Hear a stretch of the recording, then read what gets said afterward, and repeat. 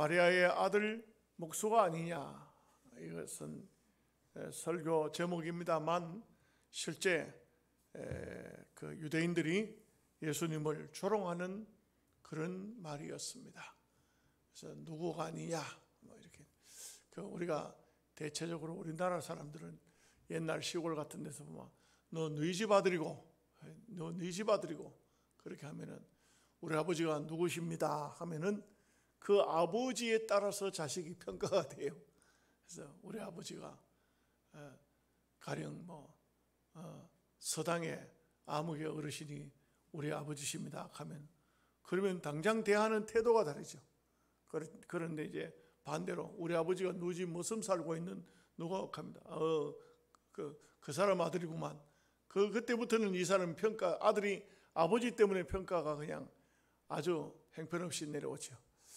유대인들도 이 사람이 목수의 아들이 아니냐, 목수가 아니냐, 목수 아들이냐, 목수냐, 요셉의 아들 목수, 그리고 이 사람이 목수가 아니냐, 마리아의 아들 목수라. 이제 요셉은 세상을 떠났으니까 마리아의 아들 목수가 아니냐. 이것은 유대인들은 목수를 상당히 그 낮은 계급층에서 보았다 이거죠. 천민의 한 사람으로 보았다 이거죠.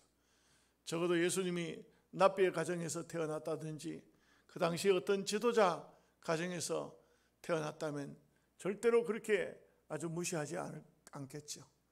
근데 우리가 볼 때 예수님이 그 고귀한 사역을 하시지만 이 사람들은 그 예수님의 그 고귀한 사역보다도, 그것보다도 오히려 예수님의 근본, 족보 이런 것을 따진 것을 볼 수가 있죠. 그래서 우리가 참 하나님 앞에 믿음으로 산다는 것은 정말 중요합니다. 그 초대 교회도 보면 서울에 가면 성동교회가 있어요. 성동교회는 종로 2가에 있는데 제가 집회를 한번 갔다 온 적이 있어요. 그 성동교회는 합동측의 뿌리예요. 합동측이 우리가 속한 합동측 장로교회가 성동교회에서 시작이 됐다 해도 뭐 과언이 아닙니다. 그리고 연동측은 바로 통합측이 시작된 곳이라고 할 수가 있어요. 그런데 그 성동교회는 아픈 역사가 있어요. 어떤 역사가 있냐면은 전도를 했는데 그쪽 지역에 옛날에는 별로 귀인들이 살지 않았어요. 누가 살았냐면 주로 백정들이 많이 살았어요. 천민들이 많이 살았어요. 그러니까 이 백정이 전도가 돼서 성동교회에 들어온 거예요. 들어오니까 예수님을 잘 믿게 되니까 그리스도 안에서는 주인 노릇을 했냐, 상전이냐, 상놈이냐 이런 게 없잖아요. 그러니까 이 교회가 부흥이 돼서 장로를 뽑는데 투표를 하니까 제1차적으로 백정하던 사람이 장로를 뽑힌 거예요. 그리고 그 다음부터 전도를 하면 소문이 나기를 그 백정 앞에 가가지고 뭘 배우러 가냐. 누가 백정 앞에 오라 그랬어요? 예수님 앞에 오라 했지. 예수님을 전도해도 백정이라고 백정 이렇게 하는 게 옛날 그 조선시대의 백정이 얼마나 천민이었느냐.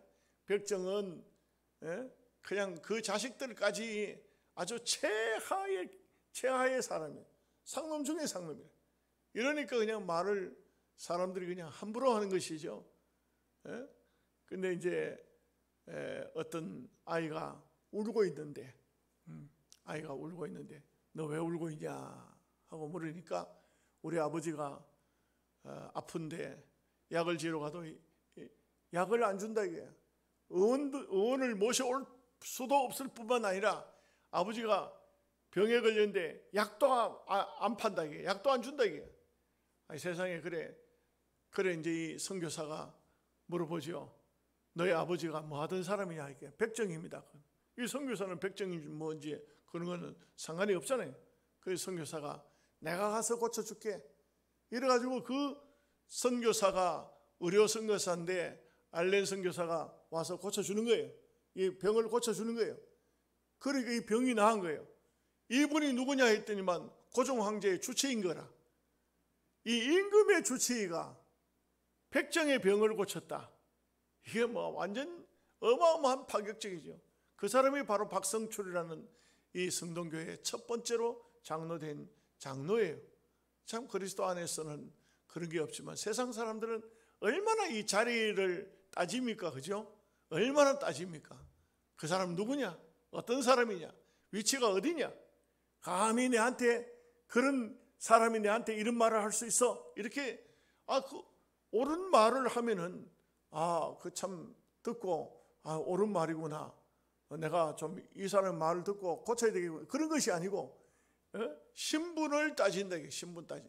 그러니까 우리 한국 사회에서는 무슨 일을 하면은, 무슨 일이든 간에 일을 했으면 어떤 보고를 합니다. 보고를 하면 이제 상관에게 가져오잖아요. 가져오면 여기 이리 와보게, 여기 뭐가 좀 잘못된 것 같아, 이거 좀 고쳐가지고 요렇게 하면 안 좋겠나, 이렇게 하는 것이 아니고 딱 보고는 이거 뭐야, 이거 딱 쳐다보니 이게 옳게 된 거야. 그러고는 하는 말이, 사람이 왜 그 모양이야? 사람이 왜 그 모양? 이게 지금 뭔가 지금 보고를 한 보고 내용이 잘못됐으면 보고를 왜 이렇게 좀 잘못됐잖아, 이게 좀 내용을 좀 똑바로 해야 돼, 이래야 되는데 사람이 왜 그 모양일까? 이 밑에 있는 사람이 뭐라 하냐면, 속으로 말은 않고 말은 하면 안 되니까 속으로 하는 말이, 사람이야 내가 훨씬 낫지 당신보다. 사람이야 훨씬 낫지. 단지 내가 아직도 초보적이고 미숙해서 좀 실수를 하는 건 있는지 모르지만 인간으로 따지면 내가 훨씬 낫지 당신보다. 이렇게 이제 서로 사람과 사람 관계 속에서 보면은, 우리가 어찌 보면은 어떤 직분 때문에, 어떤 옛날에는 뭐 양반 상놈 이런 것 때문에 아주 사람을 낮게 보고 함부로 취급하고, 이게 마리아의 아들 목수가 아니냐 막 이렇게 이제 된 것은, 유대인들로 볼 때 또 특히 랍비나 이런 사람들, 소위 당시에 아주 상류층에 있는 바리새인, 서기관 이런 사람들이 이런 예수님에 대해서 아주 형편없이 취급을 하는 이런 모습을 볼 수가 있죠. 근데 우리가 이제 예수님을 깊이 생각해 보면 정말 우리가 그런 말 있잖아요. 뚝배기보다도 그 안에 장맛이라고, 이런 말이 있잖아요. 그래서 이제 항아리에 뭐가 담겼느냐? 보화가 담기면 보화단지가 되는 것이죠. 된장이 들어가면 된장단지지만 저쪽에 있는 화장실에 그게 들어가면 뭐 그런 단지로 부르잖아요. 그러니까 우리가 속에 무엇을 넣고 있느냐, 무엇을 가지고 있느냐, 이것을 사람이 보지 않는다는 것은 껍데기만 본다는 거죠. 이 세상 사람들은 단 겉모양만 봐요. 겉모양만 봅니다. 겉모양을 보고 함부로 취급을 할 때가 얼마나 많습니까? 그래서 저는 좀 목회자지만 할 수만 있으면 밝은 옷을 입고 또 어디에 가든 간에 누구를 대하든 간에 아주 밝게 사람을 대하려고 합니다. 그러다 보니까 우리 총회에서는 소문이 났어요. 소문이 어떻게 소문나냐면, 신문 기자들끼리 옷 잘 입는 목사 1, 2, 3번이 있는데 1번 박병석 목사.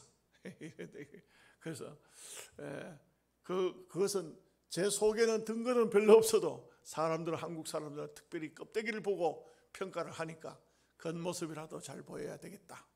여러분 어디 가든 간에 평가를 제대로 받으려고 하면은 옷 10벌 살 것 때려치우고 한 벌만 사. 제대로 된 옷을 한 벌을 입고, 옷을 입어도 제대로 된 옷을 입어.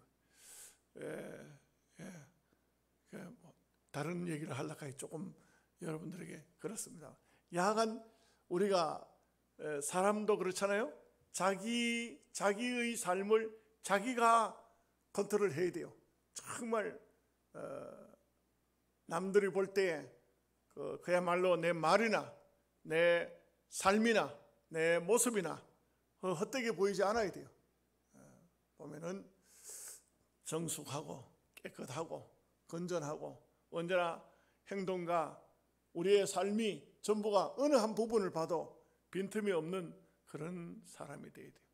그래서 보면 옛날에도 어떤 분이 그런 얘기를 하더라고요. 항수관 박사 하는 얘기가, 직장 다니는 남편이 집에 들어오는데 머리를 감지도 않고 그냥 애들 추리닝복을 입고 남편을 맞이하니까 그 바깥에 나가가지고 얼마나 이쁜 여자들을 많이 만납니까? 그렇게 만났는데 집에 오면은 자기 부인이 완전히 맨날 애들 그 학교 다닐 때 입다가 버린 추리닝 그름을 왜 주워 입고 다니게요? 여러분 혹시 찔린 사람 없습니까? 그러면 안 돼요. 남편이 올 때쯤 돼가지고 참 이쁘게 따듬어가지고 그래가지고 화장도 하고 일할 남편이 오면 여보 회사에서 얼마나 수고 많이 하셨어요 하고 말 한마디라도 나는 당신 오도록 기다리고 있었다고 이게 말 한마디라도 이렇게 해주면 좋을 텐데 그럴 텐데 그냥 뭐 좀 죄송한 얘기입니다. 이건 항수감박상한 말이에요. 실컷 디비져 자다가 눈곱도 덜 닦고 머리도 풀어헤친 채로 추리닝 주워 입고 대문을 열어주니 아이고 내가 다방에 좀 더 앉았다 올 걸 같다 이런다는 거예요. 그러니까 이게 사람이 우리 특별히 이제 사람은 누구나 마찬가지지만 외모로 사람을 평가받는 경우가 참 많습니다. 참 많아요. 그래서 정말 자기 자신을 잘 컨트롤하고 특히 이제 젊을 때는 잘 해야 돼요. 그래서 남편들이 보면 내 아내의 모습이 정말 정숙해 보이고 아름다워 보이고 스스로 존경이 가야 되죠. 그런 것을 해야 돼요. 그냥 그런데 여자분들이 보면 막 마음 편하게 남편한테 막 말도 함부로 하고 함부로 하는 사람들이 있어요. 말을 따듬어서 하세요. 이쁘게 하세요. 따듬어야 돼. 함부로 말하고 함부로 행동하고 그러면요 그게 머릿속에 남아있어요. 잔상이 남아있어요. 근데 회사에 가면은 어떻습니까? 얼마나 이쁜 사람들이 그렇게 하고 뭐 집에서 어떻게든 간에 회사 나오면 전부 이쁜 모습으로 말도 그렇게 하고 하지 않습니까? 우리가 이런 면에서는 우리가 참 우리 자신들도 잘 조심해서 잘 해야 된다. 잘 해야 된다. 어쨌든 간에 사람은 누구든지 마찬가지인데 사랑도 자기가 가지고 다니고 존경도 자기가 가지고 다니고 남들에게 참 사랑을 받는다, 존경을 받는다, 대우를 받는다는 것은 자기 자신이 어떻게 하느냐에 따라서 다른 거예요. 왜 사람들이 나를 미워합니까? 왜 사람들이 나를 싫어합니까? 싫어하는 행동을 하는 거예요. 그냥 말도 이상하게 하고 그냥 좋은 모습 안 보이고 그렇게 하니까 사람들이 누군다 가자 그래가지고만 사람들이 그 사람을 피하고 되고 멀리 하려고 하고 절대 그렇게 하는 사람이 안 되면 안 돼요. 자, 한번 따라합시다. 향기로운 사람이 됩시다. 향기로우면요 나비도 날라오고 벌도 날라와요. 향기로운 사람이 돼야 돼. 그냥 냄새나는 사람이 되면 안 돼요. 또 무슨 이상한 냄새가 난다 이거. 말 잘못했다는 온 동네 소문나게 생겼다. 저 사람은 스피커가 보통이 아니야. 한번 걸리면 잘못 걸리면 그냥 온 동네 방네 소문 다 나. 이렇게 되면은 안 된다 이거죠. 그래서 우리가 언제든지 참 땅 위에 사는 삶에 있어서 하나님 보시기에 아름다운 그런 사람이 되어야 돼요. 예수님은 뭐 육신적으로 어떤 모습을 했는지 성경에는 나오지 않습니다만 그러나 이사야서 성경을 보면 풍채가 아름답지 못했다. 외모가 아름답지 못했다는 것이에요. 우리가 그 예수님의 성화를 보면 굉장히 그 인자해 보이고 아주 아름다워 보이지만 그때 사진이 없어요. 그때는 카메라가 없었어요. 그 그림을 그렇게 이제 화가들이 그림을 그린 것뿐이지 그 이사야서 그 보면은 예수님의 모습이 그 풍채도 전혀 아름답지 않다고 그랬어요. 그러니까 아주 막 그 소위 모양새 자체가 성인처럼 이렇게 보여지지를 않았다는 증거가 되는 거예요. 그렇지만 그분은 하나님의 아들로 모든 인생들이 그분을 접근할 수 있도록 가까이 나올 수 있도록 부담 없이 나올 수 있도록 했다는 말이 된다는 것이죠. 부담 없이 대할 수 있는 이런 분이 바로 예수님이셨다 이거죠.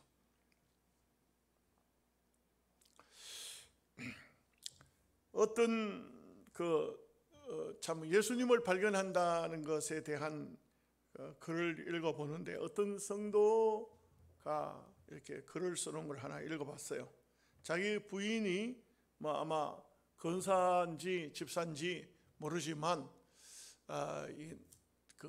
오늘 우리 이전도회가 총회를 하듯이 여전도회가 모여서 회의를 하는 동안 이 남자분이 그 교회 휴게실에 앉아가지고 이제 부인이 회의가 끝나고 나오도록 기다리려고 이렇게 앉아서 기다리고 있는 중입니다. 근데 이제 조그마한 아이가 오더니 아저씨도 이 교회 교인이세요? 하고 이제 묻는 거예요. 나 이 교회 교인이지. 예수 믿으세요? 믿지. 예수님이 누구신지 아저씨 잘 알아요? 알지. 누구신데요? 예수님은 우리 하나님의 아들이시고 우리의 생명의 구주시지 하니까 얘가 하는 말이 맞아요. 똑똑하네요 아저씨. 이게 아주 맹랑하게 그지없는 녀석이라. 아저씨는 뭐 하는 사람이세요? 이분이 하는 말이 나는 하늘의 천문학을 연구하는 사람이란다. 그래서 천문학이 뭐예요?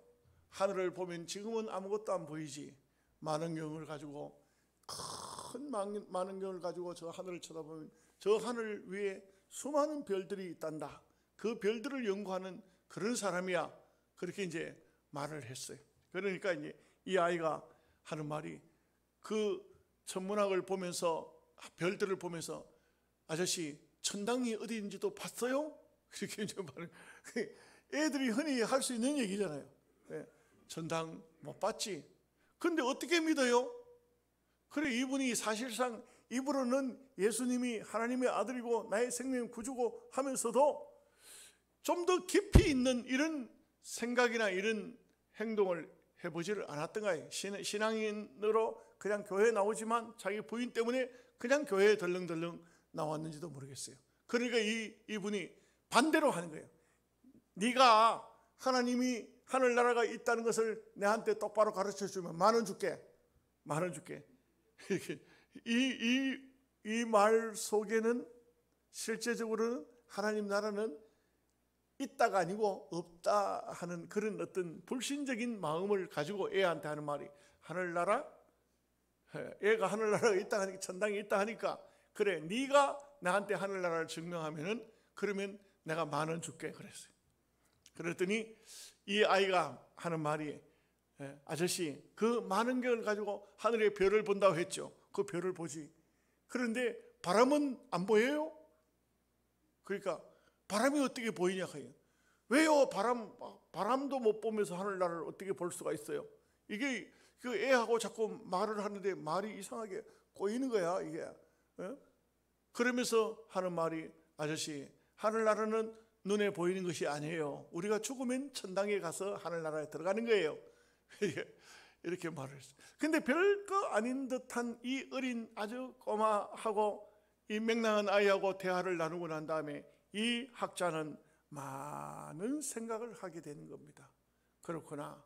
내가 이 세상에 눈에 잘 보이는 그 하늘나라를 천문학을 연구한다고 하늘의 만원경을 가지고 보면서 이것을 통해서 하나님 나라를 눈으로서는 어떤 것으로도 볼 수가 없지만 죽어서 주님의 나라에 가게 되면 주님을 만나게 된다.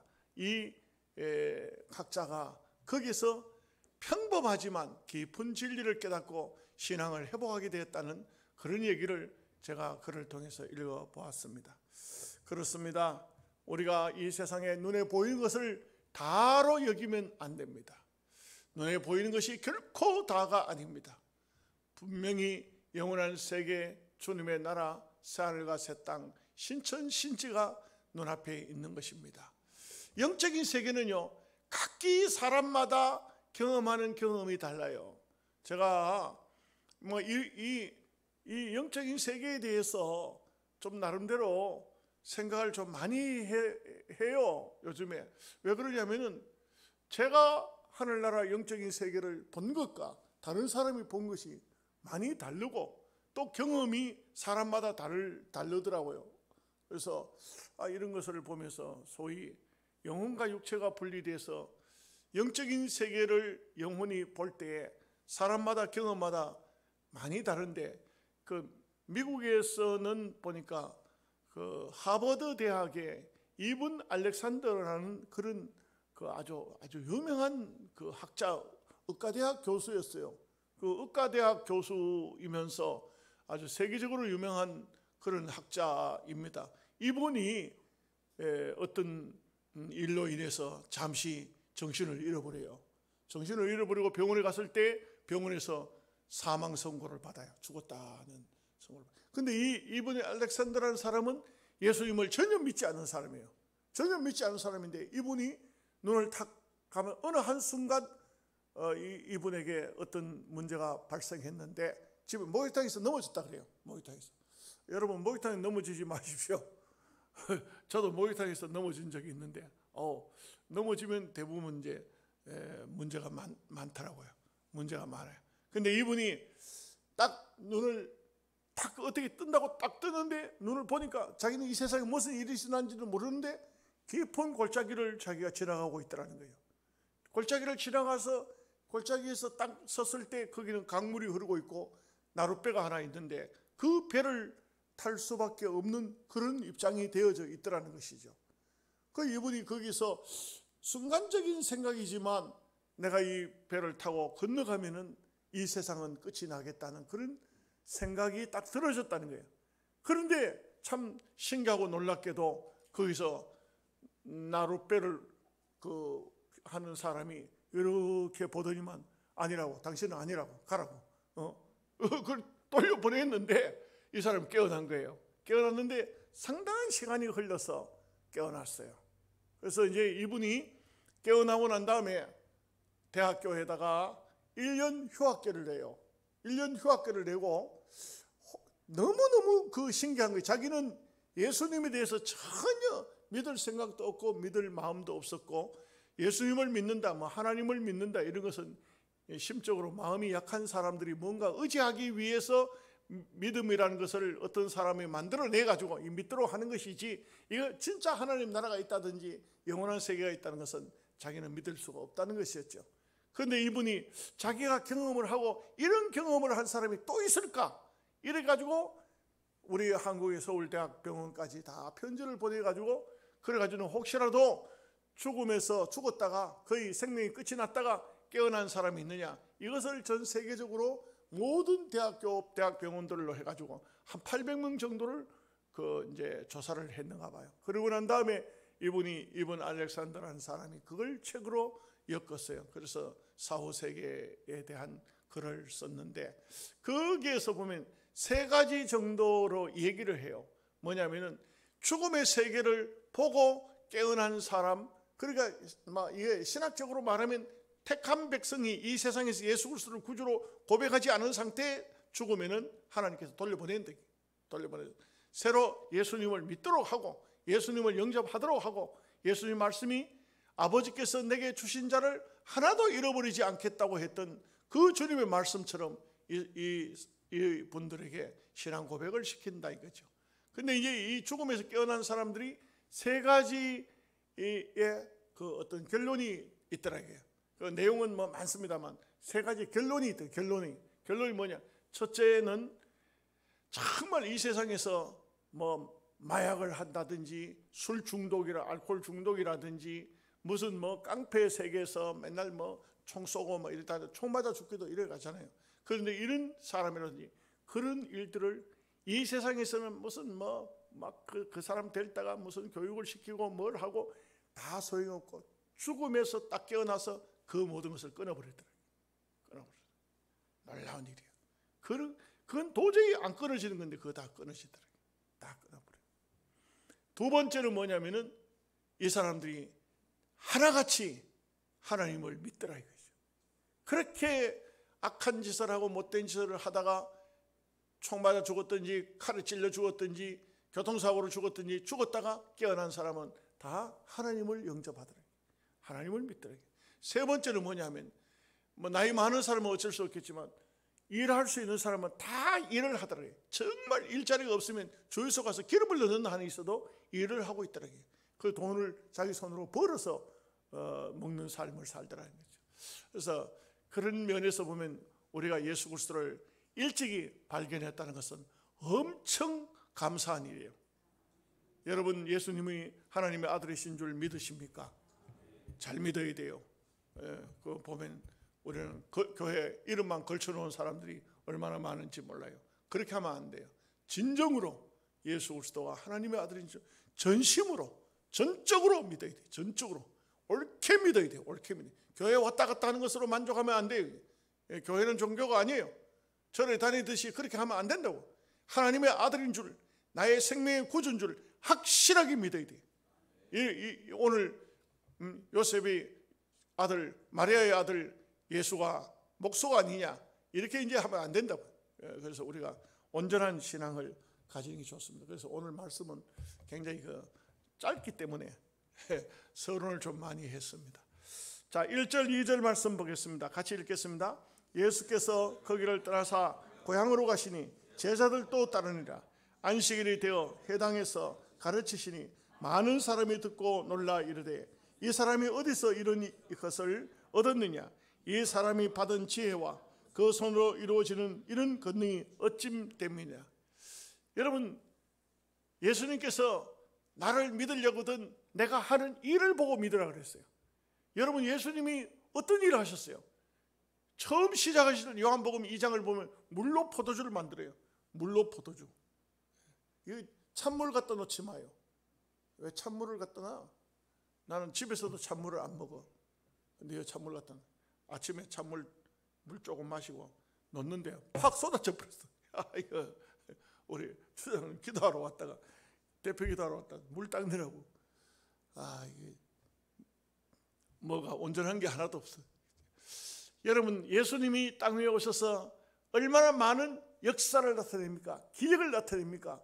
그것은 예수님을 보지 말고 예수님이 행하시는 그 행위를 보라는 거예요. 아무나 할 수 없어요. 여러분, 이 물이 포도주가 됩니까? 됩니까? 포도주 될 수가 없어요. 만약에 우리가 참 예수님께서 하신 말씀을 곡해해가지고 나를 믿는 자는 나보다 더 큰 일을 할 것이요, 그러니까 우리도 한번 해보자. 주여 물이 포도주가 되게 하옵소서. 이 물이 포도주가 되는 게 아니에요. 만약에 그럴 것 같으면 서울시청 가기 싫으니까 주여 서울시청을 영양으로 오게 하옵소서. 영양으로 떠나오니까 또 서울 사람이 아이고 영양으로 가면 안 됩니다. 영등포로 오게 하소서. 서울시청이 하늘 위에서 왔다 갔다 하는 거예요. 그러면 안 되지. 그러니까 우리가 참 이 세상에 어떤 사람이 할 수 있는 일이 있고 할 수 없는 일인데, 예수님께서는 너희들이 나를 어떻게 보느냐, 어떻게 믿느냐? 내가 하는 일을 보고, 내가 아버지께로부터 왔다는 것을 너희가 나의 하는 일을 보고 믿으라. 예수님이 하시는 일들을 보고 예수님을 믿으라고 했어요. 그런데도 불구하고 오늘 본문의 말씀은 예수님의 육신을 아는 사람들이 이 사람이야 놀랍대. 어디서 이런 말을 할 줄 알지? 이거 어디서 배웠고 어디서 이런 권능이 나타날고 막 병자 고치고 막 이렇게 나오니까, 여러분 유대인들이요 서기관들에게 늘 하나님 말씀 듣던 사람들 아니에요. 늘 보면 큰 회당에 가면 서기관들이 있고, 그렇지 않으면 회당장이 이제 설교를 하고 이렇게 하는데, 그분들에게 듣던 거하고 다른 거예요. 다른 거예요. 전혀 다른 거예요. 이게 참 놀랍고 묘해요. 저도 참 그래도 감사한 게 뭐냐면, 기도원에 가서 이제 집회를 하죠. 집회를 하면 제가 그런 일을 많이 겪었어요. 어떤 경우냐면은 1시간 그 강사분한테 1시간 설교 듣고 집에 가야 되겠다. 1시간만 듣고 집에 바쁜 일도 회사도 바쁘고 가야 되겠다 했던 분이 1시간 설교 듣고 난 다음에 그 다음에 그만 내가 듣는 데서 전화를 하더라니까. 회사 일 안 바쁘나? 회사 사장이 안 바쁘나? 내가 없어도 괜찮겠나? 그러고는 한 주간 내가 끝날 때까지 있어요. 그 이유가 뭐냐? 그분이 그런 말이에요. 목사님, 말씀을 듣는데 너무 말씀이 내 가슴에 와서 닿습니다. 너무 좋습니다. 말씀이 좋으니까 내가 떠날 수가 없습니다. 기도원에 올라온 김에 모든 것은 다 직원들에게 맡기고 나는 목사님 말씀 듣고 싶어서 한 주간을, 어떤 분은 한 주간 내내 밥을 자기가 사요. 한 주간 내내 강사를 모시고 다녀요.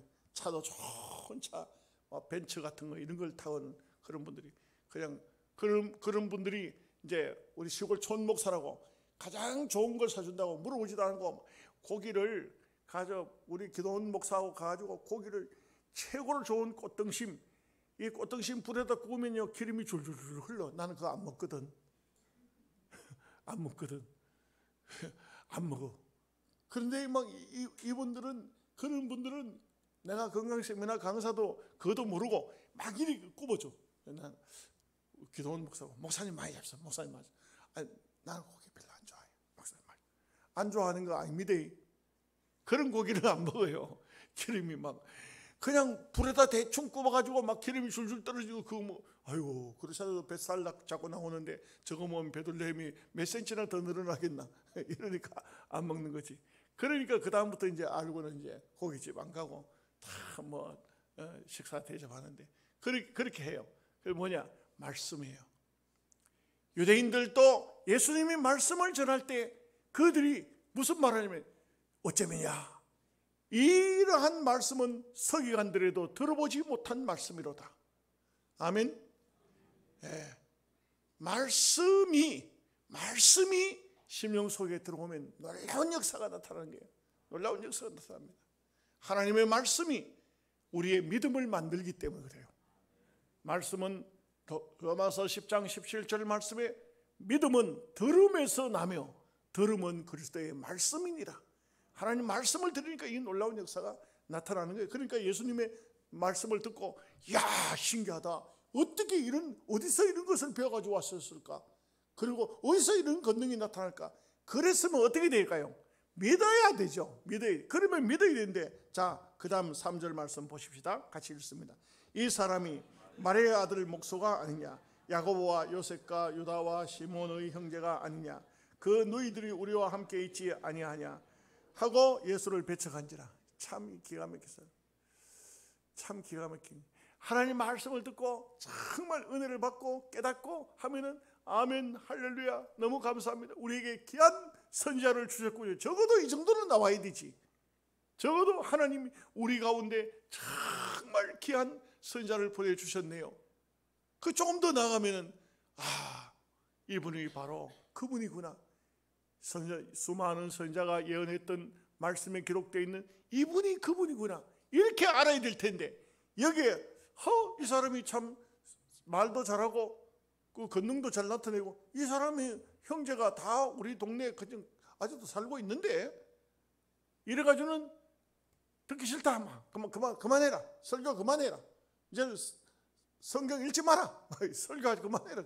이거는 참 어이가 없고 기가 막힌 것이죠. 하나님 말씀을 들으면 아멘, 할렐루야, 축복입니다, 이렇게 해야 되는데 말은 잘한다. 그 형제가 다 우리 동네에 있는데 무슨 소리고, 저 사람 뭐 선지자 흉내를 내노. 이건 얼마나 놀라운 비상식적인 이야기인 것입니까?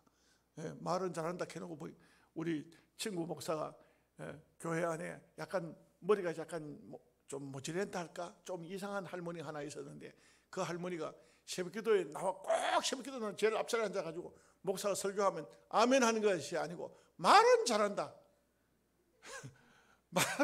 그러니까 우리 친구 목사가 충격을 받은 거야. 왜 충격을 받았을까요? 이 자기 스스로의 고백인데, 내가 뭘 잘못한 걸 받는가, 그 할머니가. 스스로 찔리는 거예요. 내가 혹시라도 뭐 엉뚱한 행동을 하다가 저 할머니가 보고, 목사가 말은 잘한다 하는 게, 이게 나는 볼 때 하나님께서 그 할머니를 통해서 이 목사를 아주 거룩하게 성화시키려고 하나님께서 선자를 세워놓은 거예요. 그게 선자를 세워놓은 거예요. 우리가 참 아름다운 삶을 산다는 것은 어느 장소 어느 곳에 있든지 마음에 찔림이 없는 그런 삶을 산다는 것은 참 귀한 것이죠. 4절 말씀 보겠습니다. 예수께서 그들에게 이르시되 선지자가 자기 고향과 자기 친척과 자기 집 외에서는 존경을 받지 못함이 없느니라 하시며, 그 선지자가 존경을 받지 못합니다. 여러분, 죄송한 얘기인데 저는 선지자 취급도 못하겠지만, 저는 고향에서 어린 시절이 고향에서 자랄 때에 그 멸시천대꾸러기였어요. 왜냐하면 어머니가 일찍 세상을 떠났기 때문에 참 늘 먹을 것도 없고 밥 챙겨주는 사람도 없고 정말 힘들고 어려운 삶을 살았거든요. 그 동네 사람들이 다 안다고요, 저를. 당한다고. 그런데 어느 날 목사가 됐어요. 목사가 돼가지고 와서 복음을 전합니다. 그리고 복음을 전하니까 참 그렇죠. 근데 우리 이제 사촌 형님이 한 분 있어요. 사촌 형님은 이분은 촛병이야. 맨날 코가 빨갛도록 술을 마셔. 그런데 내가 그랬어요. 어머니가 숙모님이 권사님으로 돌아가셨으니까 그 동생 형제들이 다 예수를 믿고 자기 동생이 장로고 형제들이 다 권사고 다 예수 잘 믿으니까 형님 예수 믿으시오. 형님 술만 좋아하지 말고 예수님을 믿으셔야 돼요. 그런데 아니 내가 그 형님한테 복음을 전하고 천국 가자고 예수님을 전하는데 술이 취했는데 나를 탁 돌아보더니만 야 이 새끼야 내가 네 새끼 네 근본부터 다 아는데 뭐 내한테 전도한다고 그래? 막 나는 좋은 말로 했는데 나한테 막 아이고 예수님 때문에 나한테 욕을 얼마나 하는지 그냥 뭐. 그래 내가 차 타고 집사람하고 오면서 내가 한 살 더 많거든요. 이놈 새끼 지옥 가더니 나발이 뭐 전당 가든 지옥 가든 네 마음대로 해라 이놈 새끼는 다시는 전도 안 할란다. 욕을 막 퍼지게 하고 얼마나 화가 나는지 그냥 속이 상한지 에이 이놈 새끼 막 지옥 가려면 지옥 가라 네 마음대로 해라 이놈 새끼 다시는 전도 안 한다. 해야지. 그때는 화가 나서 했지만 또 기회가 생기면 또 전도해야 되죠. 욕먹을 줄은 알지만 왜? 고향에서 자랄 때 어린 시절을 다 보고 알고 하잖아요. 그러니까 목사가 됐다 해도 인정을 잘 하는 게 내가 네 옛날 어린 시절부터 다 아는데 남의 집 고구마 밭에 가 고구마 캐먹은 거 다 아는데 남의 집 옥수수 꺾어 먹은 거 다 알고 있는데 무슨 네가 천당 간다고 목사가 됐다고 내한테 전도하냐 이거예요. 이겁니다. 고향에 가서 전도하면. 그래서 나는 그 은퇴하도 고향은 가지 말자. 고향은 가지 말자. 그 우리 보니까 우리 형수님이 돌아가셨을 때 고향을 가니까 하마 객지에 나갔던 사람들이 슬슬 고향으로 들어오더라고요. 들어와요. 그래서 우리 옛날에 학교 다닐 때 친구가 있었는데 야 너 박 목사 야 받아 전화번호 좀 대라. 왜? 아니 내가 네 전화번호라도 알고 있어요. 그 전화번호 자꾸 전화하면 골치 아플 것 같아. 예수도 안 믿는 게. 그래서 줬는데 너 고향 들어오냐? 아니 몰라. 안 돌아서 나고 몰라. 왜? 고향에 가면은 대접은 못 받아요. 대접 받으려고 하는 것은 아니지만 우리는 하나님의 복음을 위해서 정말 아름다운 삶을 산다는 것은 대단히 귀한 일인데 세상 사람은 그렇지 않아요. 예수님까지도 이렇게 멸시와 천대를 당한 것을 볼 수가 있어요. 5절 6절을 보겠습니다. 거기서는 아무 권능도 행하실 수 없어 다만 소수의 병자에게 안수하여 고치실 뿐이었고 그들이 믿지 않음을 이상히 여기셨더라. 그러니까 이것은 이상히 여겼다는 것은 우리말 표현이에요. 우리 표현이에요. 믿어야 될 사람이 안 믿는다. 이상하네. 그 사람 저 사람 꼭 믿어야 될 사람인데 엄마 아버지가 다 교인이었는데 아니 훌륭한 장로님이셨는데 왜 저 사람은 안 믿지? 이상하네. 이럴 수 있죠. 이거는 우리 표현이에요.